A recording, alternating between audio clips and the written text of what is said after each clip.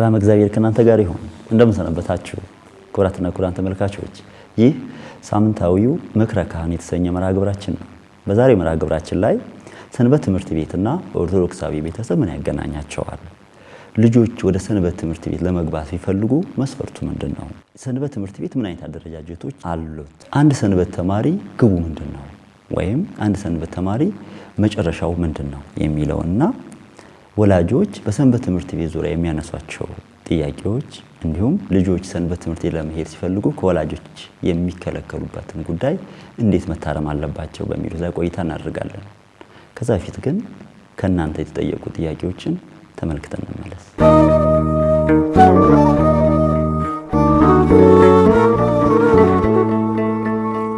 አቤል አበበ እባላለሁ ከአቃቂ ቃሊቲ ክፍለ ከተማ ቂሊንጦ መካነ ተስፋ ቅዱስ ሚካኤል ቤተክርስቲያን ከአውቶ ጥበብ ሰንበት ትምህርት ቤት ተማሪ ነኝ። ያው የኔ ጥያቄ ቤተሰባዊ ህይወት ላይ ያው ያለው አስተምህሮ ለአንድ ወጣት ክርስቲያን ምን ይመስላል የሚለው ነውና እንደ አንድ ደግሞ ነው ያው ሰንበት ተማሪ ሲኮን በኦርቶዶክሳዊ ወጣት የቤተሰብ ህይወት ላይ ምን አይነት ተጽዕኖ መደረግ አለበት የሚለው ጥያቄ አለና እና አንድ ያው በቤተክርስቲያን ስንማር ምን አይነት ለውጦችን ማድረግ አለብን ቤተሰብ ላይ ማለት ከኛም አልፎ እኛ የራሳችንን ድህነት አውቀን ለሌላው ደግሞ መዳን ወይም ደግሞ ለቤተሰብ በዙሪያችን ላሉት ቤተሰቦች ድህነት ማድረግ ያለብን አስተዋጽኦ ምን ይመስላል? አላማችንስ ምንድነው? ማለት ያው ተምረን መጨረሻ ላይ ግብ የምናደርገው አላማ ምንድነው? ያው መጀመሪያ ላይ ይዘን ከቤተሰብ የምንይዘው መሰረት አለ፣ እንዲሁም ደግሞ በህይወታችን የምንይዘው መሰረት አለ። አሁን ላይ ደግሞ ጊዜው ተጽዕኖ የሚያደርግብን እንትን አለ መሰረት አለና ያ ነገር ከምን አንግል ነው የሚታየው? አላማችን መጀመሪያ ምን መሆን አለበት? ምናልባት ወደ ቤተሰብም ስንመጣ መሆን ያለበት አላማ ምንድነው የሚል ነገር ነው እና ተግዳሮቶቹ ዞሮ አሁን ብዙ ናቸው። ግን በምን መንገድ ነው የምናስተካክለው? ተግዳሮቶቹ እንዳለ ሆነው ከዛ ነገር መሸሽ የምንችለው በምንድነው? ራሳችንን መጠበቅ የምንችለው እና ከኛም አልፎ ደግሞ ለሌላው ድህነት መሰረት ፈጣን የምንችለው በምን አንግል ነው የሚል ጥያቄ። በመጀመሪያ እድሉን ስላገኘው በጣም አመሰግናለሁ። ፕሮግራማችሁን እከታተላለሁ። እኔ የምጠይቀው ጥያቄ ሰንበት ትምህርት ለመማር ፈልጋለሁና ሰንበት ተማሪ ለመሆን መስፈርቱ ምንድነው? ሰንበት ትምህርት ለቤተሰባዊ ህይወት ያለው አስተዋጽኦ ምንድነው? ሰንበት ትምህርት መማር የመጨረሻው ግቡ ምንድነው? አንዳንድ ወላጆች ወደ ሰንበት ትምህርት ቤት ለመላክ ፍቃደኛ የማይሆኑበት ሁኔታ አለና ይሄ ከምን የመነጨ ነው? አመሰግናለሁ።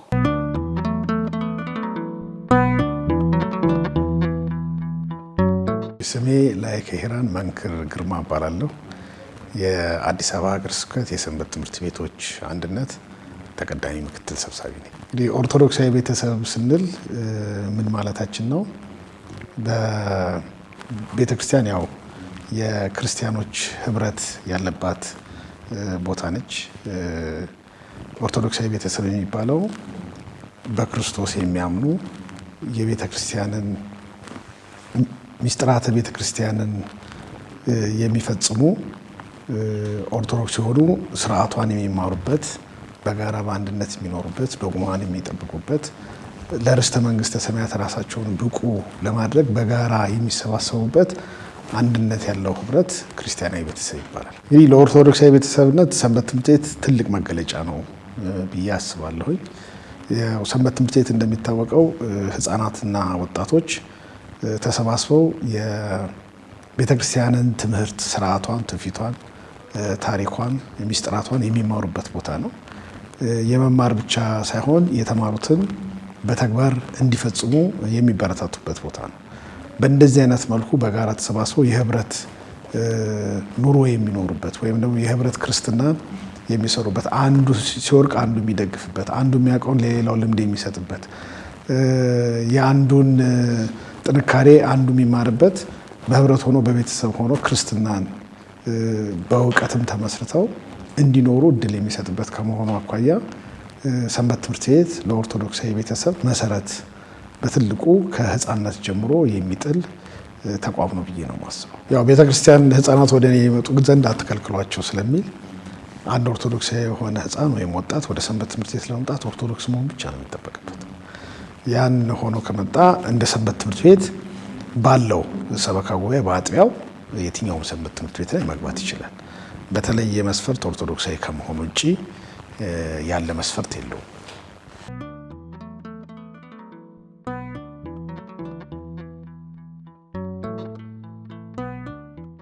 እንግዲህ አደረጃጀቱ ያው የቤተ ክርስቲያን ስሪቷ እንደሚታወቀው ቤተ ክርስቲያን ስትመሰረት በሰበካ ጉባኤ ነው የምትመሰረተው። በሰበካ ጉባኤ በሶስት አካላት የተዋቀረ ነው። አንደኛው የካህናት ፓርቱ ነው። ሁለተኛው የምእመናን ፓርቱ ነው። ሶስተኛው ከምእመናን ወገን ሆኖ ወጣቶች በሰንበት ትምህርት ቤት የሚሰባሰቡበት ነው። ይሄ በአጥቢያ ያለው ስሪት ነው። አጠቃላይ ግን ቤተክርስቲያን ይህንን በየአጥቢያ ያለውን የወጣቶች፣ የህፃናት፣ የጎልማሶችን ስብስብ እንዴት ነው የምትመራው? አደረጃጀቱ ምን ይመስላል ከተባለ በአጥቢያ ሁሉም ሰንበት ትምህርት ቤቶች የራሳቸው የሆነ ጠቅላላ ጉባኤ ያላቸው። በጠቅላላ ጉባኤ የሰንበት ትምህርት ቤቱን የውስጥ አስተዳደር ይመራሉ። ከእንደገና ደግሞ በመዋቅር ደረጃ ተጠሪነታቸው ለሰበካ ጉባኤ ነው። በሰበካ ጉባኤ ስር ሆነው ይሰራሉ። በአጠቃላይ ደግሞ ሰንበት ትምህርት ቤቶች የወጣቱን አደረጃጀት ከላይ እስከታች ለማምጣት በሰንበት ትምህርት ቤቶች ማደራጃ እና በቅዱስ ሲኖዶስ ፍቃድ የተዋቀረ የሰንበት ትምህርት ቤቶች አንድነት መተዳደሪያ ደንብ 2006 ቅዱስ ሲኖዶስ ያጸደቀዋል። በሱ መሰረት ደግሞ ከጠቅላይ ቤተ ክህነት ጀምሮ በተዋረድ ሀገረ ስብከት፣ ከሀገረ ስብከት ክፍለ ከተማ፣ ከክፍለ ከተማ አጥቢያ የሚሄድ የሰንበት ትምህርት ቤቶች አንድነት አወቃቀር አለ። ይህ አወቃቀር መነሻውን የሚያደርገው አጥቢያ ላይ ነው። ከአጥቢያ ከሚወከሉ ሁለት ሰዎች ተነስቶ የክፍለ ከተማ ሰንበት ትምህርት ቤቶች አንድነት ይመሰረታል። የክፍለ ከተማዎቹ በጋራ በመሆን የሀገረ ስብከት ሰንበት ትምህርት ቤቶች አንድነትን ይመሰረታሉ። የሀገረ ስብከቶቹ ደግሞ በጋራ በመሆን የሀገር አቀፉን ይመሰረታሉ። በዚህ አደረጃጀት ሁሉም በኢትዮጵያ ኦርቶዶክስ ተዋሕዶ ቤተክርስቲያን ስር ያሉ ሰንበት ትምህርት ቤቶች ወጥ የሆነ መመሪያ፣ ወጥ የሆነ አደረጃጀት ተሰርቶላቸው ከመንበረ ፓትርያርክ ጠቅላይ ቤተ ክህነት የሰንበት ትምህርት ቤቶች አንድነት እስከ አጥቢያ ሰንበት ትምህርት ቤቶች አንድነት ተናባቢና ተዋረዳዊ የሆነ አሰራሮች ትግበራ ላይ እንገኛለን።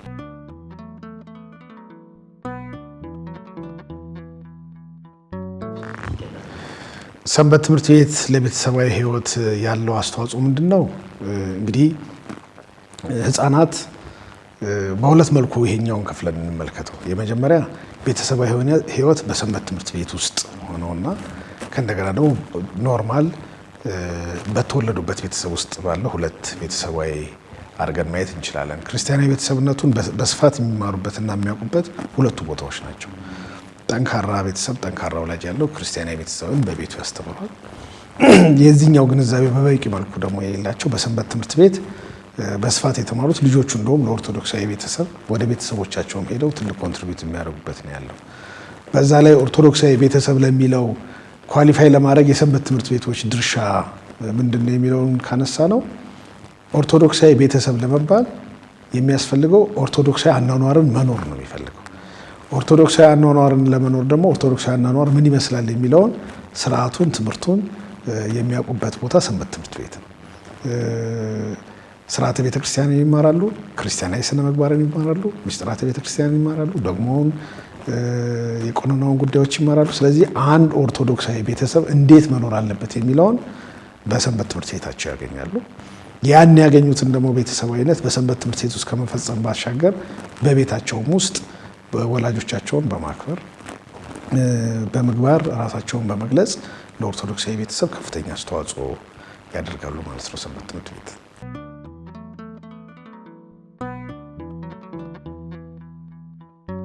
እውነት ነው፣ ልክ ነው። ትችታዊ አስተያየቶች ይሰጣሉ። ይሄ ነገር ስንመለከተው በሁለት መልኩ ማየት ይቻላል ብዬ አስባለሁ። አንደኛው ሰዎች እንደሚያነሱት በጣም ጥቂት የሚባሉ ትችቱን ሊያስነሱ የሚችሉ ተግባራት የሚፈጽሙ አባላት ሊኖሩ ይችላሉ። ግን በብዛት ለዚህኛው ምክንያት የሚሆነው የሰንበት ትምህርት ቤትን ባህሪ አለማወቅ ወይም ደግሞ ተፈጥሯዊ የሆኑ ጉዳዮችን ካለመረዳት ይመጣል። ሰንበት ትምህርት ቤት የህፃናትና የወጣቶች በስፋት የሚሰበሰቡበት ነው። በዚህ በተለይ እድሜ ከ13 ጀምሮ እስከ 15 እስከ 16 ባለበት ሰዓት ውስጥ በየትኛውም አካባቢ ያሉ ወጣቶች የሚኖራቸው ጠባይ አለ። ያ ጠባይ የሰንበት ተማሪ ስለሆነ አይጠፋም።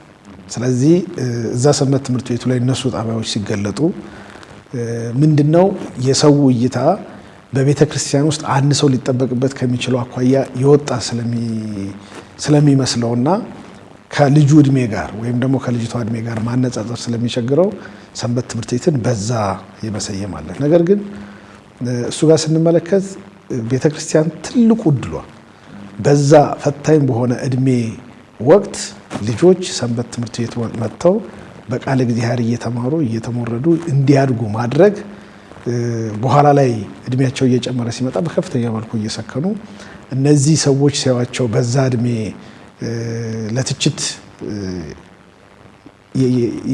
ለትችት ምክንያት የሆኑ ተብሎ የሚታሰቡ ልጆች እድሜያቸው እያደገ የሃያዎቹን መካከል እያለፉ በሚሄዱበት ጊዜ በጣም ጥሩ መምህራን፣ ጥሩ ዲያቆናት በትዳራቸውም ሚስጥራተ ቤተክርስቲያን እየፈጸሙ ትዳራቸውን የሚፈጽሙ ነው የሚሆኑት። ስለዚህ የሰንበት ተማሪ መሆናቸው ሳይሆን እድሜያቸው ከሚያመጣው ተጽዕኖ አኳያ ያለ የምግባር ችግር ሰዎች በዛ ልክ ካለመረዳታቸው የሚመጣ ነው። ይህን ስል ቅድም መጀመሪያ እንዳነሳሁት በመሀል ቁጥሩ ብዙ ስለሆነ ሰንበት ትምህርት ቤቶቹ ሁሉም ትምህርት ላይ በኩል ደረጃ ይሄዱ ስላልነበረ ከዛ የተነሳ የምግባር ክፍተት ያለባቸው አባላት ነበሩ፣ ወደፊትም ሊኖሩ ይችላሉ። ግን ማጆሪቲውን ስንመለከት ወጣቶች በቃለ እግዚአብሔር እየታሹ የሚያድጉበት እንደውም በምግባር መልካም የሚሆኑበት ቦታ ነው ሰንበት ትምህርት ቤት።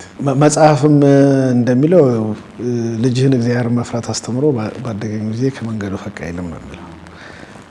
ልጅን በእድሜው ምክንያት የሚመጡ ፈተናዎችን ለማለፍ ትልቁ ቁልፉ መፍትሄ ቃለ እግዚአብሔር። ሰው የእግዚአብሔርን ቃል በውስጡ እያስገባ ከመጣ በሂደት የሚጠብቀውም ከመጥፎ ነገሮችም ሊጠብቀው የሚችለውም የእግዚአብሔር ቃል ነው እና በቤተ ክርስቲያን መምጣቱ ለዛ ለጠፋው ለተባለው ስነ ምግባር እንደውም ከመድኃኒቱ ማራቅ ነው የሚሆነው። ስለዚህ ወደ ቤት መውሰዱና ወደ ቤት ማስቀረቱ ከምን መፍትሄ ጋር ዝም ብሎ ከማስቀመጥ ከሆነ የበለጠ እንደውም በቤተ ክርስቲያን ከመምጣቱ ይልቅ በቤት መሆኑ በጣም ከፍተኛ ፈተና ሊሆን ይችላል። በቤተ ክርስቲያን መሆኑና በቤተ ክርስቲያን ግን ሄዶ ተገቢው ትምህርት ማግኘቱን መከታተል ነው ተገቢ የሚሆነው። ስለዚህ ቤተ ክርስቲያን መንፈሳዊነት ለብዙ ነገር መልስ የሚሆን ስለሆነ ከእግዚአብሔር ጋር መኖር ለሁሉ ነገር መፍትሄ ስለሆነ ከቤተ ክርስቲያን ማስቀረት መፍትሄ አይደለም፣ ወደ ቤተ ክርስቲያን ማምጣት ነው መፍትሄ። ወደ ቤተ ክርስቲያን ደግሞ ሲመጣ ሰንበት ትምህርት ቤት በተለየ መልኩ ስርዓት ተዘጋጅቶ ትምህርት ተዘጋጅቶ በየእድሜው እየተሰጠበት ያለበት በተለይ አሁን ላይ በጥሩ መልኩ በስርዓተ ትምህርት ተደራጅቶ እየተሰጠ ስለሆነ ወላጆች ማስቀረት ሳይሆን ማምጣቱ ላይ እንደውም ቤት ያስቀረው ሮጦ አምጥቶ ቶሎ ልጆቹን ከዘመኑ ፈተና የጆሮን ጭው ከሚያደርገው ከምንሰማቸው ነገሮች ልጆቹን ሊጠብቅ የሚችለው በሰንበት ትምህርት ቤት አስገብቶ ቃለ እግዚአብሔር ልጆቹ እንዲያውቁ በማድረግና እግዚአብሔርን መፍራት እንዲማሩ በማድረግ ስለሆነ መፍትሄው እንደውም ወደ ሰንበት ትምህርት ቤት ማምጣት።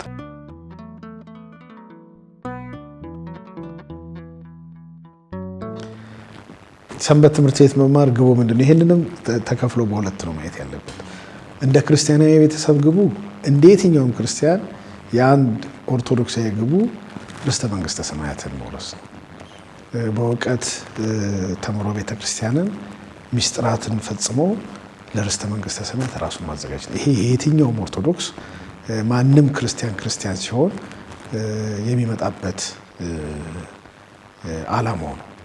ሁለተኛው ጥያቄው በአገልግሎት ከሆነ ያው የህፃናትና የወጣቶች በስፋት የሚማሩበት ስለሆነ አሁን ባለው ሂደት ትልቁ ዓላማ ምንድነው?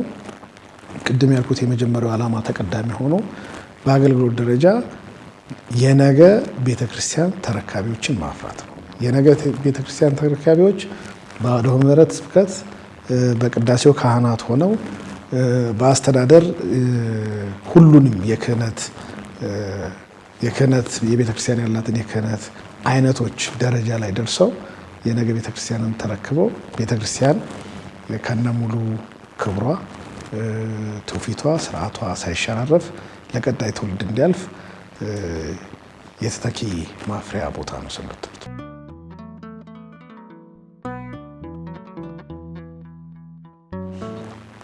ምንድነው በትምህርት ሂደት ውስጥ ሁልጊዜ ትምህርት ቤቱ መምህሩና ወላጁ በጋራ ሲቀናጁ ነው ውጤት ሊያመጡ የሚችሉት። ከዚያ አኳያ ወላጆች ልጆቻቸውን ሰንበት ትምህርት ቤት መላክ ብቻ ሳይሆን ሰንበት ትምህርት ቤት ልከው ምን ተምረው መጡ መባል መቻል አለበት። ይሄ ብቻ አይደለም፣ ልጆቻቸው ስለሆነ የሚማሩበት ሰንበት ትምህርት ቤቱ ጋር ደግሞ ጠጋ ብለው ከሰንበት ትምህርት ቤቱ አመራር ጋር አገልጋዮች ጋር በቅርበት እየተነጋገሩ ሰንበት ትምህርት ቤቱ ደግሞ የተሻለ አገልግሎት እንዲሰጥ ምን ላግዝ የሚሉትን ነገሮች መስራት አለባቸው። ለምን በዛ ውስጥ የሚሰሩት የነሱ ልጆች ናቸው። ከዛ አኳያ አምጥቶ ብቻ ማስቀመጥ መፍትሄ አይደለም። በሁለቱም አንግል አንድ ምን ተምራችሁ መጣችሁ፣ የተማሩትን በተግባር እንዲኖሩት የማገዝ፣ ሁለተኛ ደግሞ ሰንበት ትምህርት ቤቱ ጋር እየተነጋገሩ ለትምህርቱ አጋዥ የሚሆነውን ነገር በጋራ መስራት ይጠበቅባቸዋል።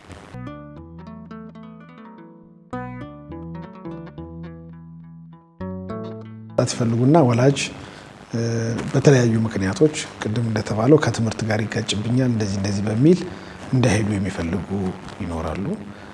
በሁለተኛው ሳይድ ደግሞ ወላጅ በጣም በከፍተኛ መልኩ ይፈልግና ልጅ በዛ መልኩ ወላጅ ባለው ፍላጎት ልክ ለመምጣት ያለመፈለግ ክፍተቶች አሉ። ሶስተኛው ደግሞ አለማወቅ አለ። ፍላጎት ኖሮ ማጋ የት እንዴት ይሄዳሉ የሚለውን አለማወቅ አለ። አሁን ባለው ሁኔታ በተለይ በሰንበት ትምህርት ቤት አባላት ሰንበት ትምህርት ቤቶች እንደየሰንበት ትምህርት ቤታ ሁኔታ በየትኛውም ጊዜ የሚቀበሉ አሉ፣ በወራት ለይተው የሚቀበሉ አሉ። አሁን ባለን እንዳልኩት አንዳንድ ሰንበት ትምህርት ቤቶች መስከረም ላይና ክረምት ላይ ይቀበላሉ። ከዛ በኋላ ቦታ ይሞላባቸዋል።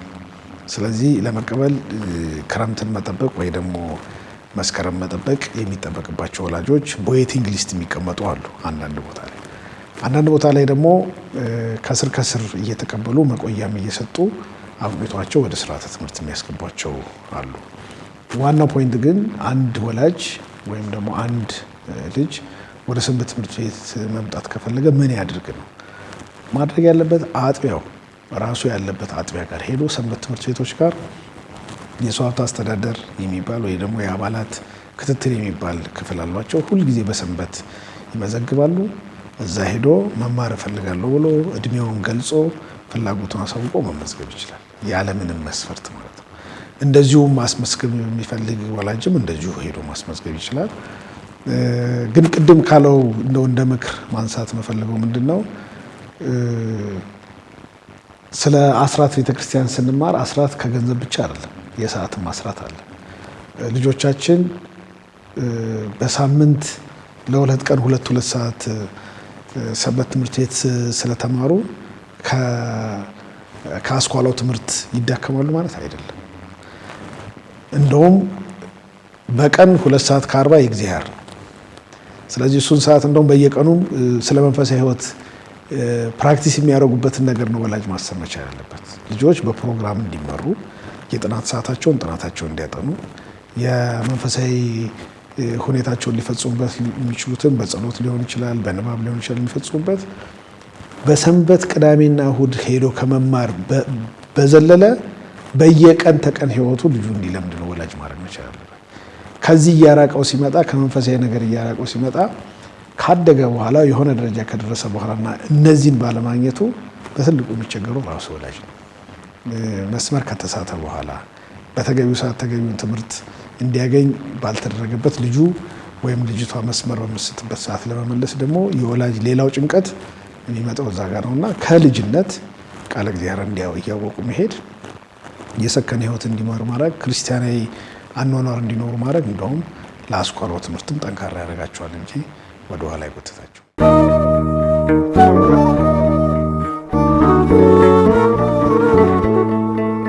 በዛሬው መርሃ ግብራችን ብዙ በጎ ነገር እንድትማራችሁ ተስፋ አድርጋለሁ። ሳምንት በተለየ ርዕስ በአዲስ መምህር ደግሞ እንገናኛለን። ቸር